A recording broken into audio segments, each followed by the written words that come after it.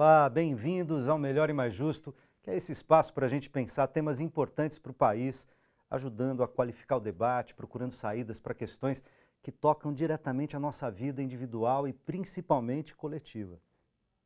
Em foco hoje as relações entre a gestão pública e os movimentos sociais. A nossa luta é todo dia! Nós vamos ocupar... Para discutir esse assunto, temos a honra de convidar Gerson Bittencourt, membro da coordenação dos Conselhos Participativos Municipais de São Paulo, e Genilce Gomes, membro da coordenação da Central dos Movimentos Populares. Bem-vindos. São inegáveis os avanços no processo de democratização das nossas cidades. Houve aumento significativo de instrumentos de participação social na gestão pública, como, por exemplo, o orçamento participativo, o plano diretor e o plurianual. Houve também crescimento expressivo dos conselhos tripartites, fóruns e câmaras deliberativas que abrem espaço para a escuta da comunidade. Mas será que essas ferramentas são suficientes para transformar a vontade popular em políticas públicas e para dar conta das novas formas de organização social? Vou começar pelas damas, Bittencourt. Genilce, bem-vinda. O que a gente faz hoje em termos de diálogo, poder público, movimentos sociais, é suficiente para dar conta dos movimentos sociais e das novas demandas dos movimentos sociais? Então, bom, obrigada por estar aqui. Eu acho que essa é uma pergunta que está o tempo todo no ar, não é? Acho que desde 2013, né, pessoalmente, a gente vem pensando bem isso, né? Será que esses espaços construídos são espaços importantíssimos desde a Constituição de 1988? Se esses espaços são suficientes, né? Se dão conta mesmo da gente construir essas políticas públicas. Esse é o momento, então, que os movimentos têm discutido, que talvez seja um momento um pouco de esgotamento desses espaços e um momento da gente pensar novas formas. Até porque todos esses, né, principalmente os conselhos, né, e as conferências, né, depois desses anos todos, os movimentos têm visto que muitas vezes, né, passado um ano daquela conferência, né, daquele espaço de participação, você vê que aquelas propostas elas não foram implementadas da forma como deveria. E você passa a discutir aquilo. Então, acho que é um momento propício, né, depois, e desse momento também que a gente está passando, para a gente poder discutir essa questão da participação e pensar outras formas, até porque a participação proposta para os movimentos é uma participação, como eu falei, institucionalizada, né, uma participação que ela tem um modelo, né, e esse modelo já vem de algum tempo. Então, acho que é o momento, então, de fazer essa discussão, e os movimentos também estão esgotados nesse sentido. Né? A Genilce Bittencourt está apontando aqui, se eu entendi bem, que assim, a institucionalidade é importante, essa participação, as formas de participação que estão dadas são importantes, mas que é preciso, digamos, criar formas talvez um pouco mais diretas, né, de democracia direta e tal, para reoxigenar os movimentos sociais. Obrigado pela presença, quero te colocar na conversa com essa questão. Você vai nessa direção e o que você pensa e como é que vocês estão fazendo esse trabalho para pensar isso lá na cidade de São Paulo? Bom, em primeiro lugar, é um prazer muito grande estar aqui conversando com vocês, debatendo aqui com a Genilce e com todas as pessoas que participam da elaboração desse programa, dos debates fundamentais aí que acontecem sobre participação. Minha impressão é o seguinte: em primeiro lugar, a própria história dos movimentos sociais se confunde com a busca de ampliação e de qualificação dos espaços de participação social. Genilce aqui deu exemplo, talvez o grande momento da discussão da participação social, da vinculação com os movimentos sociais nesse espaço institucional se deu a partir do processo constituinte de 88 e que lá então começou a fazer o desenho da constituição de conselhos, tripartites, conselhos com a participação nem sempre tripartite, mas da participação das sociedades, dos governos como um todo. E eu acho que depois de 88 nós viemos aperfeiçoando esses mecanismos, implementando várias políticas de participação lá no final da década de 80, então, portanto, depois da Constituinte, veio os governos do Partido dos Trabalhadores com uma bandeira muito forte da participação, estruturada através dos conselhos participativos como um grande instrumento de diálogo, de construção da política pública, sobretudo das cidades, né, a partir do processo eleitoral de 88, a cidade de São Paulo foi palco disso, a prefeita Erundina foi uma das pioneiras em tentar, inclusive, legalizar, vamos dizer, através de uma legislação, a cidade, teve questionamento, disputa, mesmo nesses espaços que a gente considera que precisam ser aperfeiçoados, por parte dos setores mais conservadores, e a gente viu o movimento de 2 anos atrás, no sentido, e da Câmara também, né, na Câmara de Deputados. A Câmara Federal. No Congresso Nacional acabaram de vetar a política de participação social que regulamentava certas atividades que já existem, né? Exatamente. Hoje a impressão que a gente tem, até por essa onda conservadora, talvez se nós estivéssemos fazendo a discussão da Constituinte, que nós fizemos em 88, trazendo para 88, 87, trazendo para esse momento aqui, certamente avanços que nós achamos importantes, minha impressão que não estariam estabelecidos na nossa Carta, na nossa Constituinte. Então eu penso, em primeiro lugar, é verdade, é necessário aperfeiçoar os processos de participação. Os próprios movimentos sociais também vêm se aperfeiçoando na sua forma organizativa, na sua política de comunicação, de relação com a sua base. Mas acho importante nós fazermos esse trabalho, Luiz, de forma conjunta. Nós não podemos jogar fora tudo que nós construímos nesses últimos 20, 30 anos em detrimento de alguma coisa nova que nós estamos convencidos que precisa ser construída.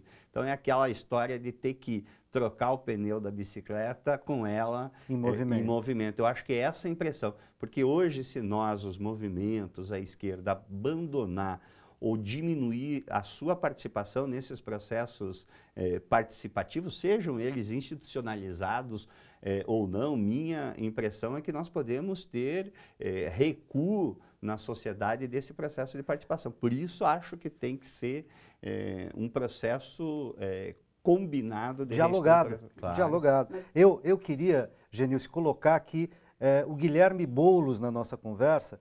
O Guilherme Boulos, vocês sabem, membro da Coordenação Nacional do Movimento dos Trabalhadores Sem Teto e da Frente de Resistência Urbana.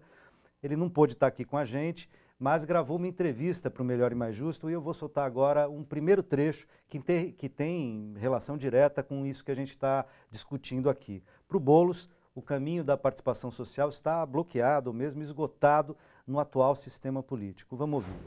Eu acho que nós podemos falar que houve avanços na criação de instrumentos de diálogo, que foram conferências, conselhos, ou seja, instrumentos em que o poder público se reúne com os movimentos, né, com as organizações sociais e escuta. No entanto, esse avanço, eu diria que ele chegou ao esgotamento, né? Ele está bloqueado. Está bloqueado porque se limitou à etapa da escuta e não passou para a etapa da deliberação. Ou seja, o Estado escuta os movimentos e continua fazendo aquilo que acha mais adequado. Não nos iludamos, depende de uma mudança no sistema político do país, né? O nosso sistema político hoje ele é impermeável à participação popular. Senhores, por favor. Bom, então, Genilce. Então, o que a gente discute também, quando a gente fala da participação, né, e mesmo, lógico, é um avanço, mas a gente tem outros instrumentos de participação que eles são poucos usados no Brasil. Questão do plebiscito, questão do referendo, quer dizer, eles estão previstos e eles foram pouquíssimas vezes na história usados. Então, lógico que a gente pensa a participação, na verdade, hoje, ela seria mais ou menos como se ela fosse uma arma e uma armadilha, né? Porque ela é uma arma mesmo e a gente não tem como hoje, né, depois de todo esse processo, todo esse aprendizado, a gente abrir mão desse espaço, né, uma arma mesmo para os movimentos, né, tá participando, né, do Estado e intervindo, mas de outro lado ele é uma armadilha também do ponto de vista que muitas vezes você fica, o movimento perde seu tempo, perde as suas lideranças, participando de conselhos, né, e de todos esses espaços, e depois você vê que os espaços de participação e onde se tomam as decisões, as deliberações, muitas vezes não passa, né, não é por esses espaços, né? A gente vê que quem detém o poder mesmo, de quem ele vai direto, né? Ele tem outros canais de participação, ele tem outras formas de participação que não é as conferências. Quer dizer, quantas vezes que você vê que as pessoas que detêm o poder nesse país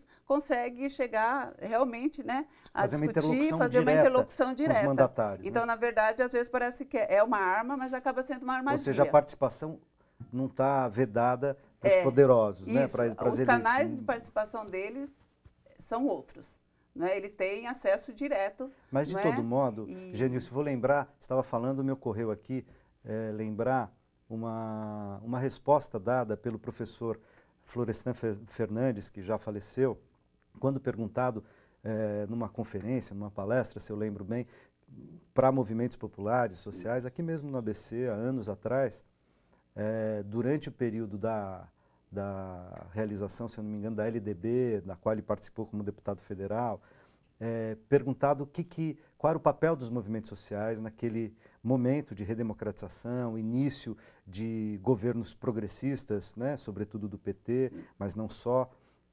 E ele dizia assim, o papel dos movimentos sociais e populares é se manter independente. Isso. Né? Na medida em que a gente disputar o poder de Estado, os partidos progressistas, e entrar no Estado, poderá haver uma tendência de uma certa, digamos, indiferenciação, né, entre os movimentos populares para dentro do Estado, né, serem capturados pela própria burocracia e pela própria lógica do Estado. Ele dizia lá, será importante conseguir se manter independente. Bittencourt, eu acho que os movimentos sociais, em boa medida, se mantêm independentes, mas, ao mesmo tempo, há também, digamos, a criação de uma zona de conforto, porque, queira ou não, pelo menos em termos do governo federal e, em alguns casos, em cidades, no governo federal, os movimentos têm interlocução há pelo menos 13 anos, tá certo? E aí? Essa é uma zona de conforto que também gera uma certa tendência à burocratização de parte dos movimentos sociais? Bom, antes de responder isso, eu queria fazer um comentário aqui. Esses instrumentos que foram colocados aqui de plebiscito, de referendo, nós temos a Constituição de 88. Se eu não me engano, eu estava aqui pensando, nós exercitamos 2 vezes. A primeira para discutir o regime de governo, presidencialismo, parlamentarismo. Na verdade, tinha outra, né? Era a república ou monarquia, inclusive, também para fazer a opção. E depois do armamento, né? Só 2 vezes na história mais recente do país a gente exercitou ferramentas que são estratégicas do ponto de vista da participação direta do cidadão, da cidadã, no processo de escolha do país, da forma como se organiza e das políticas públicas de uma forma geral. Isso é uma pena, porque hoje nós temos tantas coisas informatizadas, nosso processo eleitoral é todo informatizado, então nós poderíamos exercitar esse tipo de ferramenta praticamente todos os anos, se não a cada 2 anos, quando nós fazemos eleição, para não trazer um custo adicional e escolher 2 ou 3 temas. Os Estados Unidos, os países da Europa escolhem uma lista de 20, às vezes, temas diferenciados, onde o cidadão escolhe o que ele acha que é correto para o seu Estado, para o seu país. No que diz respeito à participação, é importante fazer um paralelo que nesses últimos 20, 30 anos, os movimentos sociais, o movimento sindical se institucionalizaram de forma significativa. E uma parte desse processo de institucionalização, não é só, mas é uma parte, foi através da participação nesses espaços aí. Mas não foi só isso, foi a busca de recursos do Estado para fazer atividades de formação, foi a busca de recursos no Estado para sustentar experiências exitosas de organização da produção, como setores rurais, o MST, a CONTAG, os sindicatos rurais, enfim, de uma forma geral, sindicatos urbanos na busca de recursos do FAT, agora nem tanto, mas lá no período Fernando Henrique, Moçambique, onde nós tínhamos a taxa de desemprego assustadora. Então, tudo isso, não só o processo de participação, mas a forma de relação dos movimentos com o Estado levou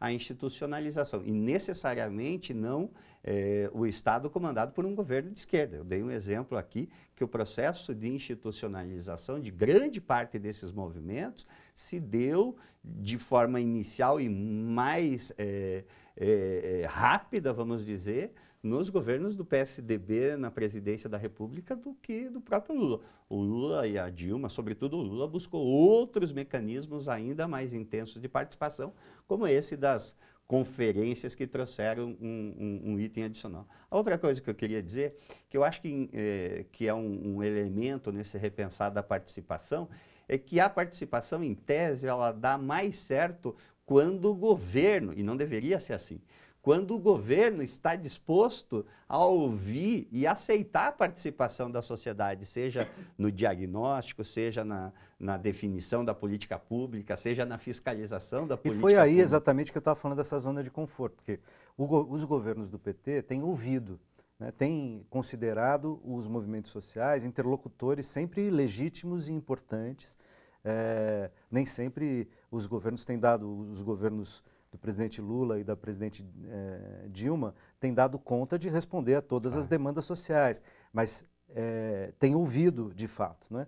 No entanto, e talvez por isso, quer dizer, você cria espaço. Eu tive aqui com companheiros, por exemplo, do movimento LGBT, discutindo participação social, e uma queixa que para mim foi, inclusive, curiosa, interessante, curiosa no sentido de importante de pensar, dizer, olha, nós perdemos um monte de lideranças do nosso movimento para o governo, que foram chamados para estar na secretaria, estar num cargo, estar num conselho, de certa maneira, há aqui uma vasocomunicação muito grande. É isso que eu estou perguntando, provocando vocês, na direção de saber se isso gera uma zona de conforto e, às vezes, até de indiferenciação entre o que é o governo instituído, o que é o movimento social. Mas isso a gente vai discutir no próximo bloco. Até já!